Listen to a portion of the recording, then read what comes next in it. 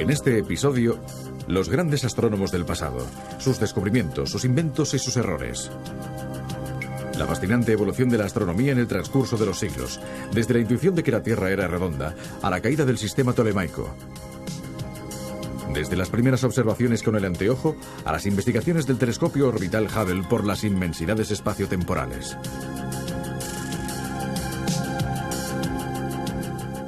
Desde siempre el hombre ha escrutado el cielo para tratar de comprender el significado de todos los astros que aparecen en él, grandes y pequeños, luminosos y pálidos.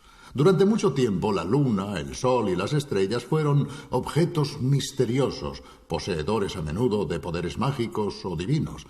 Pero muy pronto, aunque no sabemos exactamente cuándo, algunos hombres empezaron a escrutar el cielo con mentalidad racional, buscando explicaciones para lo que veían en lugar de contentarse con supersticiones. Eran hombres admirables porque, pese a que disponían de poca matemática y prácticamente de ningún instrumento, los anteojos no existían, consiguieron realizar observaciones astronómicas que hoy todavía nos sorprenden. En este capítulo tributaremos un homenaje a esos hombres y veremos cómo ya desde tiempos antiquísimos casi todas las civilizaciones consiguieron desarrollar de manera extraordinaria su conocimiento del cielo estrellado, obteniendo incluso informaciones prácticas para realizar, por ejemplo, los primeros calendarios. Veamos.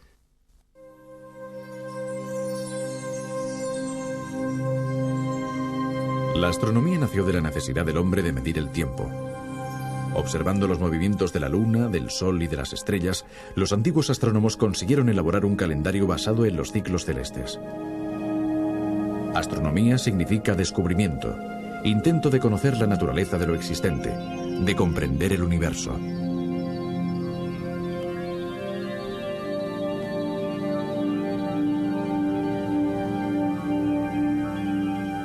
Pero los que observan actualmente las estrellas saben que en realidad nuestro planeta es insignificante. La historia de la astronomía nace del camino que ha llevado a esta toma de conciencia.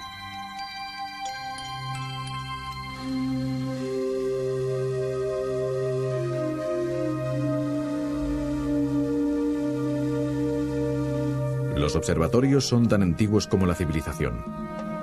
Esta pirámide maya en México estaba orientada de forma que pudiera reconocer los equinoccios por la posición en la que salía el sol. Stonehenge, en Gran Bretaña, se remonta al 2900 a.C.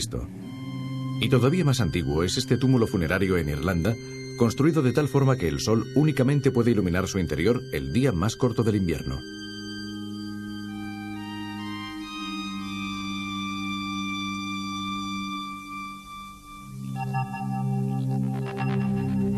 Todavía hoy se puede medir el tiempo con las estrellas, utilizando, por ejemplo, las emisiones periódicas de una estrella de neutrones, es decir, de un púlsar, con el cual se puede calibrar un reloj astronómico.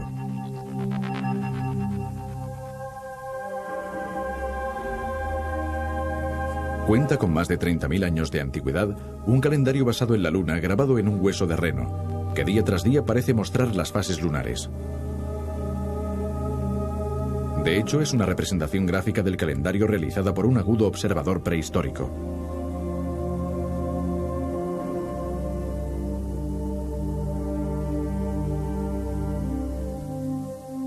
El punto del horizonte por el que sale el Sol cambia cada día debido al efecto combinado de la rotación diaria de la Tierra sobre su propio eje y de su revolución anual alrededor del Sol.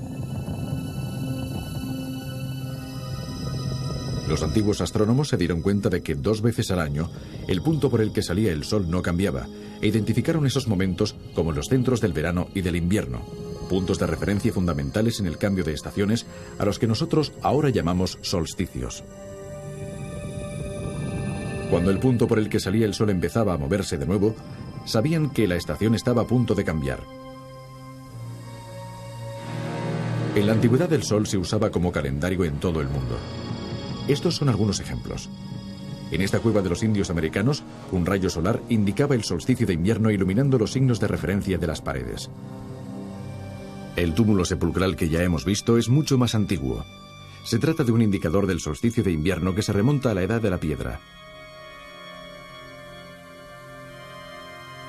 El Sol ilumina su interior solamente el 21 de diciembre.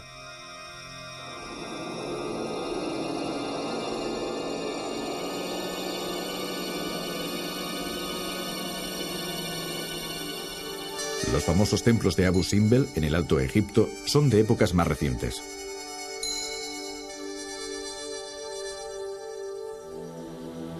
Pero el más famoso es Stonehenge, en el sur de Inglaterra, el observatorio megalítico por excelencia.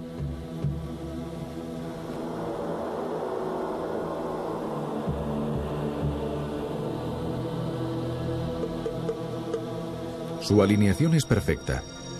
Desde el centro del círculo de piedras, a través de una de las aberturas en el perímetro, observamos el alba del solsticio de verano.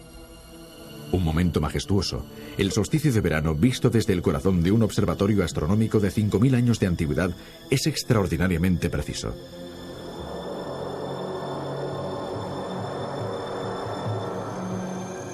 Las configuraciones de las piedras son tan complejas que se ha llegado a pensar que Stonehenge podía predecir los eclipses de sol. De todas formas, muchas de las piedras alrededor del monumento están dispuestas según alineaciones interesantes. Estas dos señalan el punto por el que se pone el sol en el solsticio de verano, que es el mismo por el que se pone la luna en el solsticio de invierno.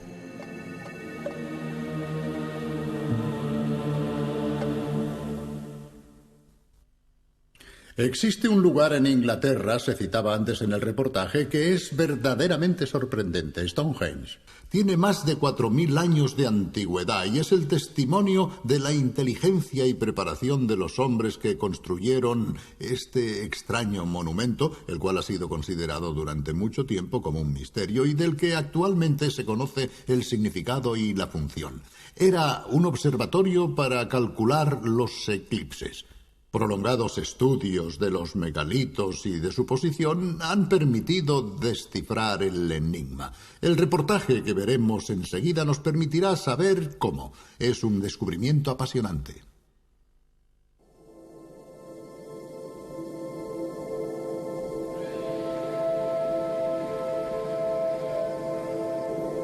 De la primitiva estructura de Stonehenge han quedado pocas huellas en la colina ocultas por la imponente sombra de estos megalitos que fueron colocados 1000 años más tarde. 2300 a.C. Es un día cualquiera y la gente de Stonehenge está cazando en el bosque. De pronto el sol se oscurece. Un círculo negro empieza a taparlo. El frío cubre la tierra. El dios Sol ha abandonado al hombre. Hoy sabemos que un eclipse tiene lugar cuando el Sol, la Tierra y la Luna se encuentran alineados. Esto sucede raramente porque la órbita de la Luna tiene una inclinación de 5 grados respecto al plano de la eclíptica, es decir, el plano en el que gira la Tierra. Aún así, la Luna intercepta la órbita terrestre en 2 puntos llamados nodos. Ese es el momento en el que puede producirse un eclipse. Para descubrir el misterio de los eclipses, los hombres de Stonehenge empezaron por lo que podían ver desde la Tierra, la salida y la puesta del Sol y de la Luna. ¿Qué hicieron? En el alba del 21 de junio, el solsticio de verano, pusieron la primera piedra. Después esperaron 6 meses, el solsticio de invierno. La luna sale por la izquierda de la piedra principal. Allí se plantó un palo de madera. Al año siguiente el sol volvió a aparecer sobre la piedra principal y se colocó otro palo para señalar un nuevo desplazamiento de la luna.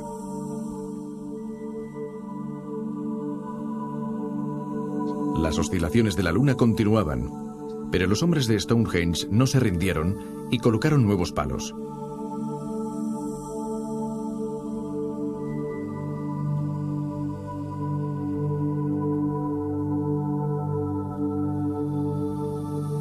Este registro de los movimientos de la Luna prosiguió hasta que nuestro satélite no salió por detrás de la piedra principal porque ese día hubo un eclipse.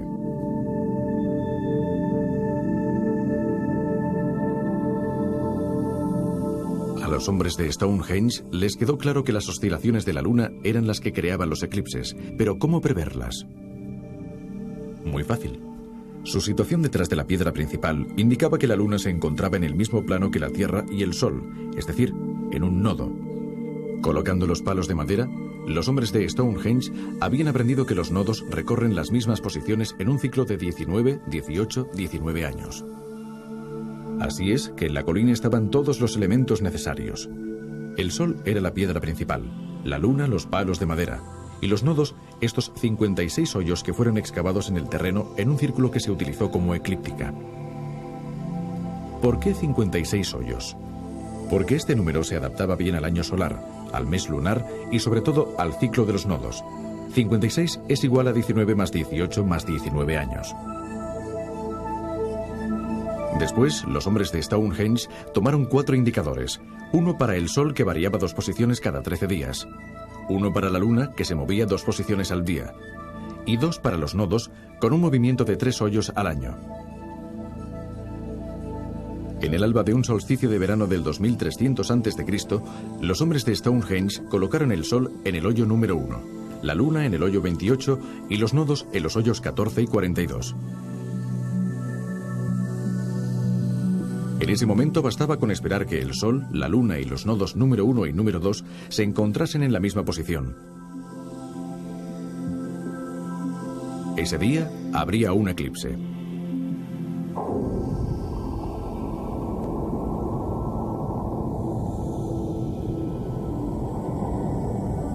Los hombres, o mejor dicho, los científicos de Stonehenge, habían inventado el primer ordenador de la historia de la humanidad. El Stonehenge que podemos admirar nació 1000 años más tarde, después de que nuevos pueblos modificaran la primitiva estructura del templo hasta convertirlo en el gigantesco calendario solar que todavía vemos hoy.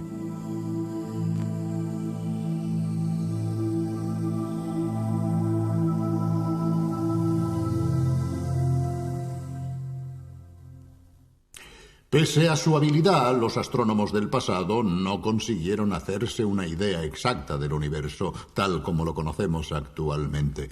Quizás alguno intuyó algo, pero no ha quedado ninguna huella. Los escritos más antiguos de astronomía describen el firmamento de una manera muy diferente a la de los astrónomos actuales. Resulta interesante ver cuáles eran las teorías dominantes en la época y medir así el camino recorrido.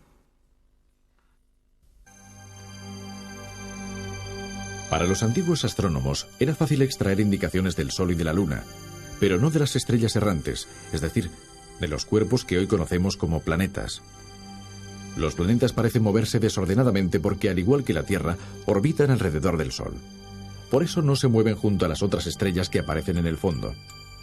Los griegos veían el universo de esta manera: una serie de esferas de cristal concéntricas que estaban en movimiento alrededor de la Tierra. En cada esfera había un cuerpo celeste: el Sol, la Luna y los 5 planetas conocidos en la antigüedad, las estrellas errantes.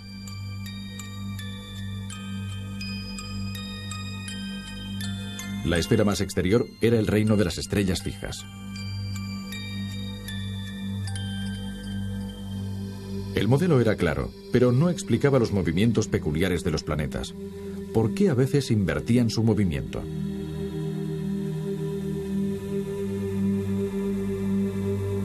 El astrónomo griego Ptolomeo, que vivió en Alejandría en el siglo II, encontró una respuesta. Estaba convencido de que los planetas orbitaban alrededor de la Tierra. Ptolomeo explicaba los movimientos de los planetas con la teoría de los epiciclos, pequeños círculos descritos por los planetas alrededor de la órbita principal. La idea era un poco extraña, pero se adaptaba bien a las observaciones. Cada año, en el solsticio de verano, el sol iluminaba perpendicularmente el interior de un pozo de Siena, en Egipto. En el mismo momento, cientos de kilómetros más al norte, en Alejandría, una columna proyectaba su sombra en el suelo. El director de la famosa biblioteca de Alejandría, Eratóstenes, no comprendía cómo era posible que al mismo tiempo en Siena no hubiese sombras y en Alejandría sí.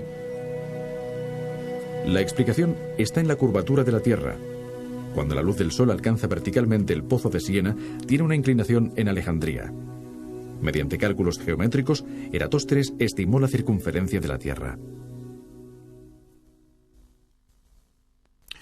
La de Eratóstenes es una de esas historias que significan mucho más de lo que parecen. Es la historia de un descubrimiento extraordinario que ha sido prácticamente dejado de lado durante siglos y que ya daba respuesta a muchas de las preguntas que los hombres continuaron planteándose después. De hecho, Eratóstenes no solo demostró que la Tierra era una esfera, sino que midió su circunferencia de una forma muy exacta, con un margen de error de tan solo el 2%.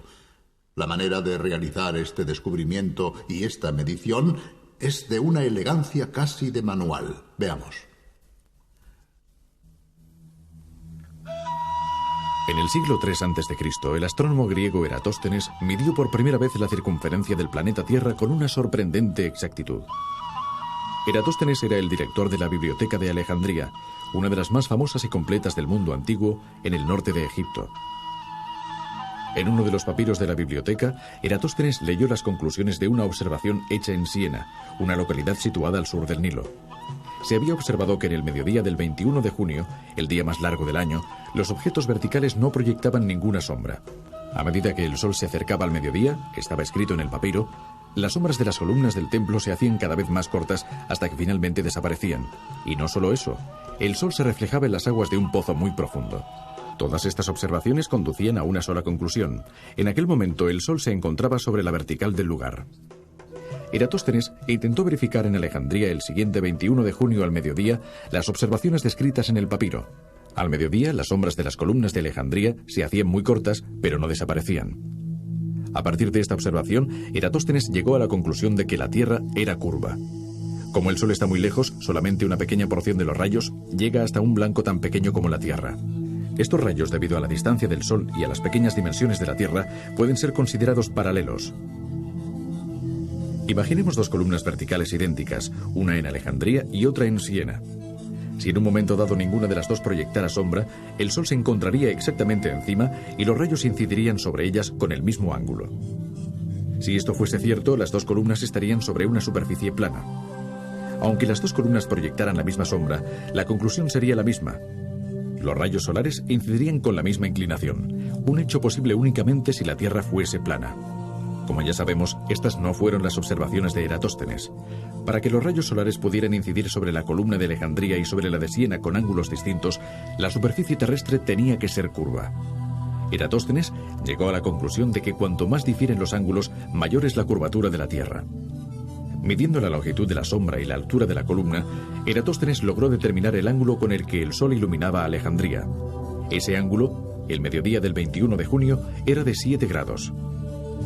Utilizando las reglas de la geometría euclidiana, dedujo que si las dos columnas de Alejandría y de Siena se hubiesen prolongado hasta el centro de la Tierra, se habrían encontrado, formando un ángulo de 7 grados. Así, la distancia entre Alejandría y Siena era un 1/50 de la circunferencia terrestre, pues 7 grados son un 1/50 de los 360 grados que forman una circunferencia completa. Eratóstenes encargó a una persona que caminara de Alejandría a Siena contando los pasos. A partir de este valor, calculó la distancia en unos 800 kilómetros. Si para cubrir un ángulo de 7 grados eran necesarios 800 kilómetros, la totalidad de la circunferencia terrestre, es decir, 360 grados, necesitaría 800 kilómetros por 50, es decir, 40.000 kilómetros. Este valor, inferior en unos 800 kilómetros al auténtico, fue calculado 17 siglos antes de que la época de las grandes exploraciones confirmara que la Tierra era efectivamente redonda. La historia de Eratóstenes ilustra hasta qué punto fue difícil en el pasado, como lo es hoy, conseguir que aceptasen ideas racionales personas y culturas irracionales y precientíficas, que viven de creencias en lugar de conocimientos. Pero la luz de los que buscaron en la razón la respuesta a los interrogantes que planteaba la naturaleza no se ha apagado. Junto a las interpretaciones irracionales, que normalmente son las dominantes en la cultura, siempre han existido intentos de valerse de la inteligencia y la ciencia para llegar a saber. Y ha sido el deseo de conocer, por otra parte, el que ha dado origen a sorprendentes construcciones para la observación de los astros. Lo que vamos a mostrar ahora es especialmente espectacular. Se trata del observatorio de Jaipur, en la India. Fue construido a principios del siglo XVIII y es también, desde el punto de vista arquitectónico, un lugar único, una escenografía en la que Fellini hubiera podido ambientar una de sus películas.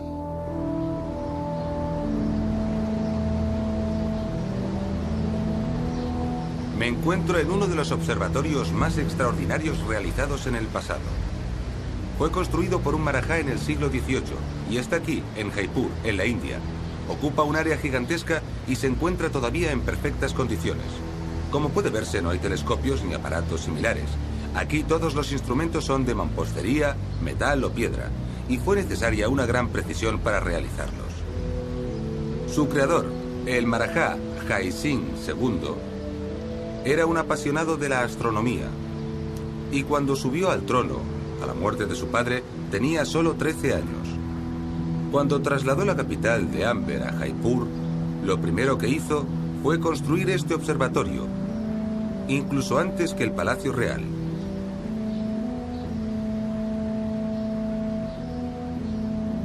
Gracias a este instrumento, llamado cosmolabio, los astrónomos hindúes podían realizar un cierto número de cálculos y de observaciones, como, por ejemplo, determinar la longitud y la latitud del Sol, su declinación, etc. Esta semiesfera gigantesca que vemos aquí representa la bóveda celeste. Dicho de otro modo, representa lo que vemos sobre nuestras cabezas en una noche estrellada, pero al revés. Estas superficies de mármol contienen varios signos zodiacales. Aquí puede verse el escorpión, Sagitario y así sucesivamente. Esto no es más que la sombra de un plato suspendido encima de mí. Es un plato agujereado y gracias a ese agujero se ve un rayo de sol. Naturalmente, al pasar las horas el sol se mueve y en consecuencia la sombra también se mueve, así que según la hora se está en un signo distinto. Dicho de otro modo, se tiene un ascendente diferente.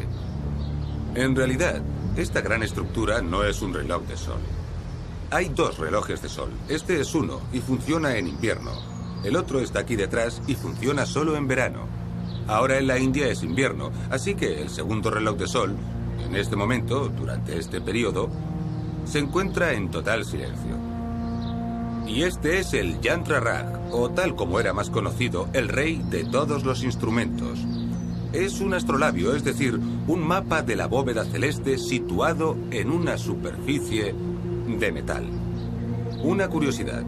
Estos son los nombres de los distintos cuerpos celestes escritos en sánscrito, que es la antigua lengua hindú. Este enorme observatorio, además de observar planetas y estrellas, tenía otro objetivo: determinar exactamente la posición de los cuerpos celestes para poder efectuar previsiones astrológicas y poder tomar importantes decisiones políticas y de gobierno. En resumen, el marajá, como en todas las civilizaciones precientíficas, decidía el futuro de su país basándose en las estrellas.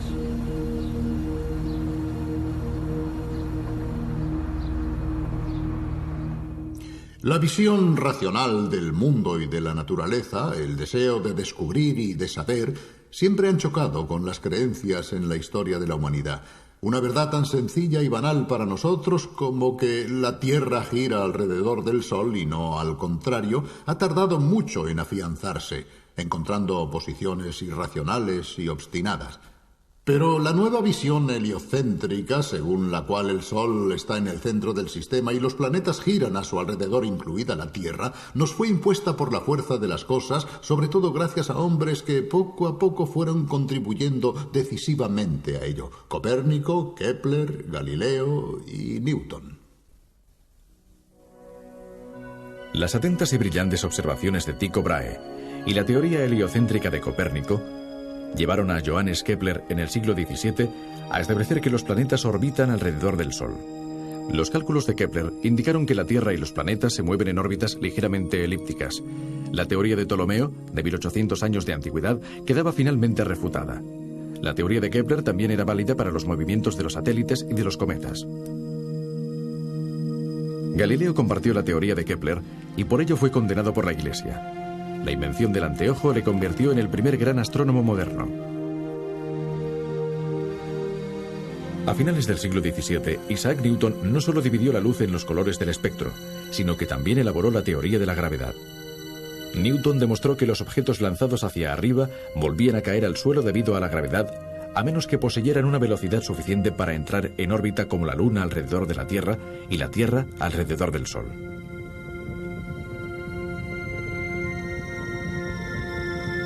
En el siglo XIX, William Herschel construyó un gran telescopio y empezó a elaborar un mapa del cielo.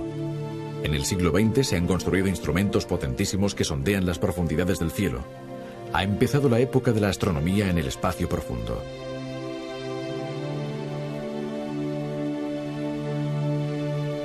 En los 100 últimos años se ha desvelado la naturaleza de las estrellas. La astronomía ha estudiado las grandes agrupaciones de estrellas conocidas como galaxias.